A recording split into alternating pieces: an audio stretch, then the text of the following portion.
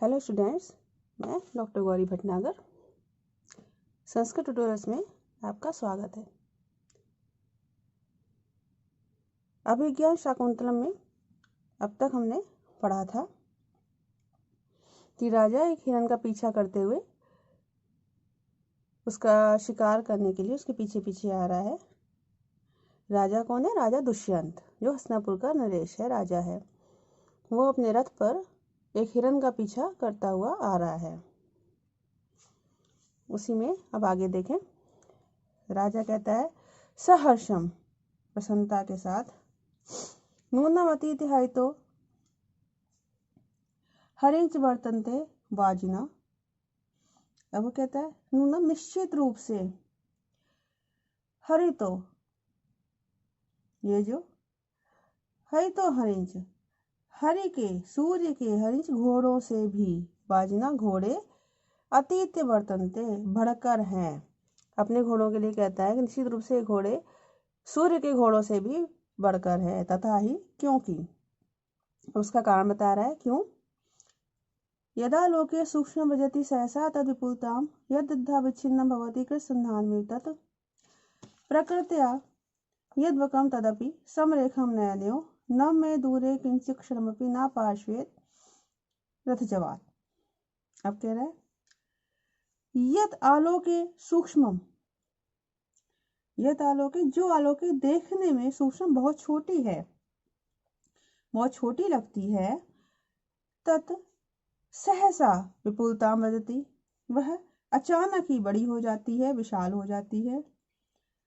यत, जो, अद्धा विच्छिन्नम, जो वास्तव में विच्छिन्नम, टूटी हुई है, तत् कृत्सन्धान में भवति, वो जुड़ी हुई सी दिखती है, प्रतीत होती है, जुड़ी हुई सी हो जाती है। यत प्रकृत्या वक्रम, जो प्रकृति से, मीन्स स्वभाव से, वक्रम, टेढ़ी होती है। तथापि, वह भी, समनयनो समरेखम, आंखों को समरेखा वाली लगती है। न मैं दूरे किंचित् क्षणमपि। अब कहते हैं कि रथ जवात, रथ के वेग से, क्षणमपि, क्षण भर के लिए भी, कोई वस्तु, ना मैं दूरे, ना मुझसे दूर है, ना पास है और ना ही पास है। अर्थात कवि कालिदास ने यहाँ पर किसी तीव्र वाहन में बैठकर जाते हुए जो अनुभव होता है उसका वर्णन किया है। जैसे कि राजा तेज गति वाले रथ में बैठा हुआ है, तो जैसे कि हम किसी तेज गति वाले वाहन में जाएं तो हमें लगता है कि दूर से जो वस्तु छोटी दूर दिखाई देती है, अचानक की जब पास आती है तो वो बड़ी दिख जाती है। क्योंकि दूर से तो कोई वस्तु छोटी दिखेगी, जब पास पहुंचेंगे तो वो उसकी असली जो उसका जो आकार है पता चलता है, बड़ी हो जाती है। जो वास्तव में टूटी हुई, दूर से टूटी, जो वास्तव में टूटी हुई है, वो अगर लगातार देखें तो एक रेखा में से लगातार जुड़ी हुई सी दिखाई देने लगती है। और जो स्वभाव से टेढ़ी है, कोई वस्तु स्वभाव से टेढ़ी ही है, लेकिन वो तेज गति से अगर हम किसी वाहन में जा रहे हैं तो आंखों को एक समान रेखा में ही दिखाई देती है। क्योंकि आंखों का जो देखने का जो एक विस्तार है, वो उस अनुसार, उसके अनुसार नहीं फैल पाता जिस हिसाब से किसी वाहन की तेज गति होती है। तो अंतिम में वो कहता है कि कोई भी वस्तु ना मेरे रथ के वेग के कारण, रथ के अधिक वेग से चलने का, ना तो कोई वस्तु मेरे पास है और ना ही दूर है। था जो वस्तु दूर है वो अचानक पास आ जाती है, पास वाली वस्तु फिर दूर चली जाती है।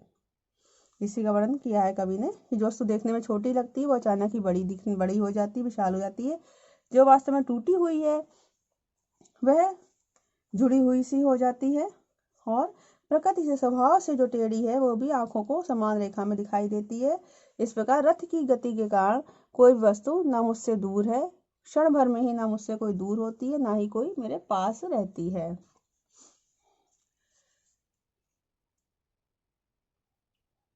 कहता सूत, हे सारथी पश्यनम व्यापाधिमानम। अब कहता है हे सारथी, देखो मैं इस हिरण को मारता हूँ। शरसंधान नाट्यति, इस प्रकार बाण को चढ़ाने का नाटक करता है, अभिनय करता है। तथा नेपथ्य, पर्दे के पीछे से आवाज आती है, भो राजन आश्रम रघोयम ना हंतव्यो ना हंतव्यो। ये हे राजन, ये आश्रम का हिरण है, इसको नहीं मारना।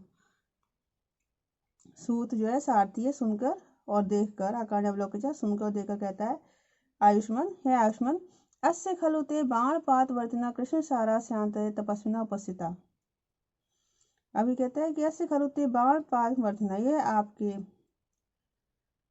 बाण के मार्ग में उपस्थित कृष्णसार से अंतरे, कृष्णसार अर्थात हिरण के बीच में तपस्वी उपस्थित हो गए हैं। अर्थात वो राजा कहता है कि आपके बाण और हिरण के बीच के मार्ग में तपस्वी खड़े हो गए हैं।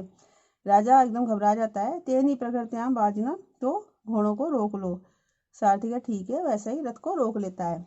तब तक परुषति आत्मा ततीयो वैखानसा, तब तक क्या होता है कि अपने आप में तीसरा, वैखानस मीन्स तपस्वी, प्रवेश करता है। अपना में तीसरा मीन्स 2 के साथ 1 तपस्वी था, 3 तपस्वी प्रवेश करते हैं। तपस्वी कहता है, राजन आश्रम अगोयम न हंतव्य न, हे राजन, यह आश्रम का रहने से नहीं मारना चाहिए। तत्साधु कृत संधान प्रतिसंहर्षायकम आर्तत्राणाय वह शस्त्रम न प्रहर्तुम नागसी। अब वो तपस्वी कहता है कि तत्साधुकृत संधानम, तत्साधुकृत संधानम अर्थात भली प्रकार से संधान किए हुए, चढ़ाए हुए सायकम बाण को प्रतिसंहर, रोक दो। क्यों रोक दो? क्योंकि वह आपके शस्त्र आर्तत्राणाय, आर्तत्राणाय पीड़ितों के त्राण में रक्षा के लिए है, ना प्रहतुम नागसी, ना कि अनागसी निर्दोष पर प्रहार करने के लिए। वो कहते हैं कि अपने धनुष पर चढ़ाए बाण को रोक दो, क्योंकि आपके बाण जो है वो पीड़ितों को बचाने के लिए, पीड़ितों की रक्षा करने के लिए, ना कि किसी निरपराध निर्दोष पर प्रहार करने के लिए। राजा ऐसा प्रतिसंहत, अच्छा रोक लिया। यदि यथोक्तम करती, वैसा ही करता है। अब वैखानस, वो तपस्वी कहता है, सदृशम एतत् पूर्ववंश जातस्य भवता, यह आपने अपने पूर्ववंश में उत्पन्न आपके लिए ऐसा करना उचित ही था। आपने अपने पूर्ववंश के अनुरूप ही कार्य किया है।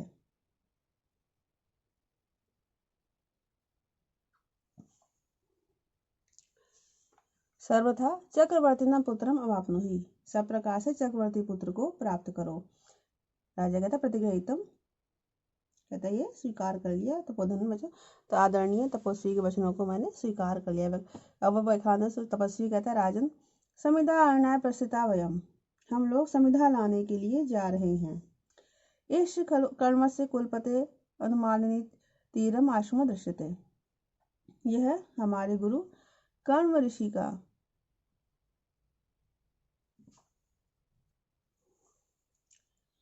एषा च अस्मद्गुरो काश्यपस्य संसक्त हिमवत सानु अनुमालिनी तीरम आश्रम दर्शते, ये हमारे गुरु कर्म ऋषि का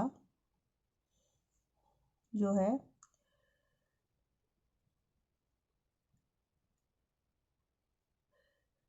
हिमवत सानु अनुमालिनी तीरम आश्रम, हिमवत सानु हिमालय की चोटी के संसक्त साथ में लगा हुआ अनुमालिनी नदी किनारे पर आश्रम दिखाई दे रहा है। ना चेत अन्य कार्य अतिपाता, यदि किसी अन्य कार्य में बाधा ना होती हो, तथा प्रविश्यत प्रतिगृहता अतिथि सत्कारा, तो यहाँ प्रवेश करके अति सत्कार को स्वीकार करें। अपिचा, और भी रम्यास्तपोधनानां प्रतिहत विघ्ना क्रिया संवलोक्य ज्ञास्यसि कियत् भुजो में रक्षति मौर्वी गृणांक इति। अब कह रहे हैं तपोधनानां प्रतिहत विघ्नम, तपोधनानां तपस्वियों के नष्ट हुए विघ्नों वाले,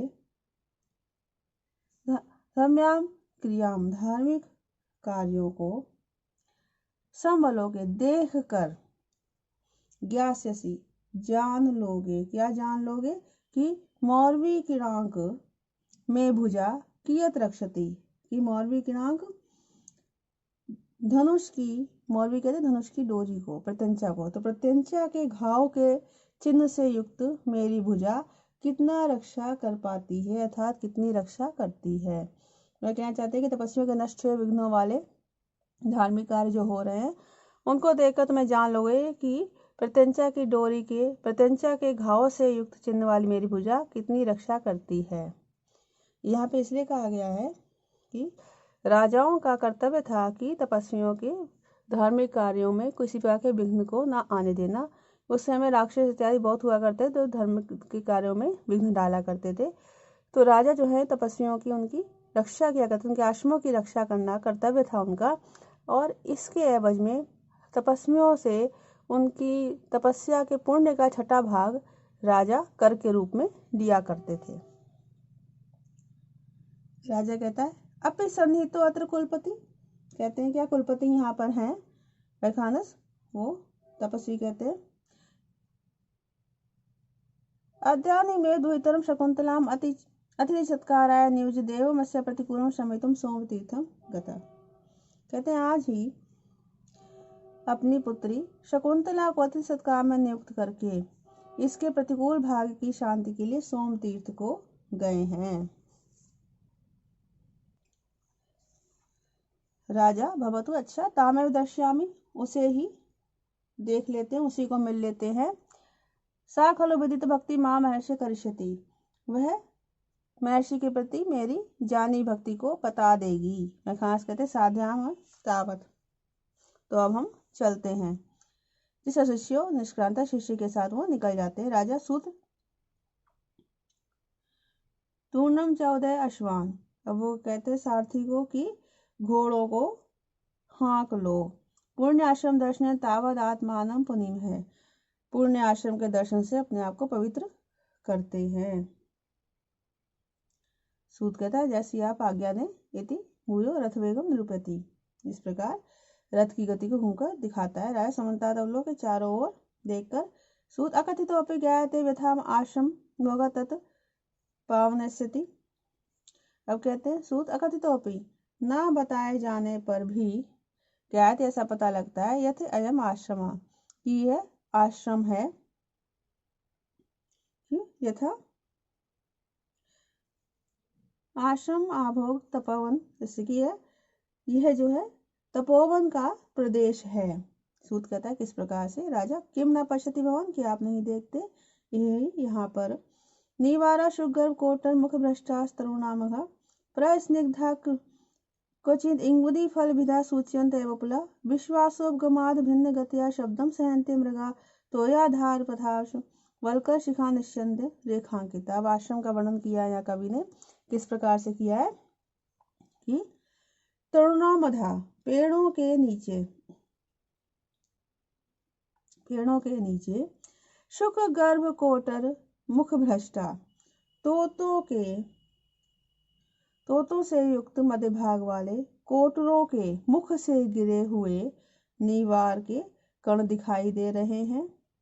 और कहीं पर इंगुदी फल विधा, इंगुदी के फलों को विधा तोड़ने वाले, अतः प्रस्निग्धा उपला, अतः चिकने पत्थर सूच्यंते सूचित हो रहे हैं, दिख रहे हैं। कहीं पर विश्वास उपगमात, विश्वास उत्पन्न हो जाने के कारण अभिन्न गत्या, गति को ना बदलने वाले हिरण शब्दम सहनते, रथ आदि के शब्द को सहन कर रहे हैं, अर्थात वो रथ आदि के शब्द से भी डर नहीं रहे हैं। कहीं पर तोयाधार पताश, और कहीं पर तोयाधार जलाशयों के पथ मार्ग, वलकर शिखा निश्चंद रेख अंकिता, वलकर शिखा, वलकर वस्त्रों की शिखा में छोर से कोनों से निश्चंद टपकने वाली जल रेखाओं से, जल की रेखाओं से अंकित हैं। अब यहाँ आश्रम का बड़ा ही स्वाभाविक चित्रण कवि के द्वारा किया गया है कि आश्रम में क्या है, वृक्षों के नीचे, कहीं पर तो वृक्ष हैं जो उनके नीचे जो तोते उन वृक्षों पर रह रहे हैं। कहाँ पे रह रहे हैं? कोटरों में। तो तोतों के रहने वाले, तोतों से युक्त मध्य भाग वाले कोटरों के मुख से गिरे हुए नीवार के कण दिखाई दे रहे हैं। नीवार जो जंगली चावल होते हैं, अपने आप उगाते हैं, उनके कण दिखाई दे रहे हैं। कहीं पर इंगुदी के फल को तोड़ने वाले चिकने पत्थर दिखाई दे रहे हैं। और कहीं विश्वास उत्पन्न हो जाने के कारण गति को ना बदलने वाले हिरण रथ आदि के शब्द को सहन कर विश्वास किया कि आश्रम प्रदेश में कोई इन पर किसी प्रकार का आक्रमण नहीं करेगा, इनकी प्राणों को कोई खतरा नहीं है। इस प्रकार विश्वास उत्पन्न होने के कारण हिरण आराम से घूम रहे हैं। और कहीं तो आधार पता है जलाशयों के मार्ग वलकल वस्त्रों के कोनों से टपकने वाली जल की रेखाओं से अंकित हैं।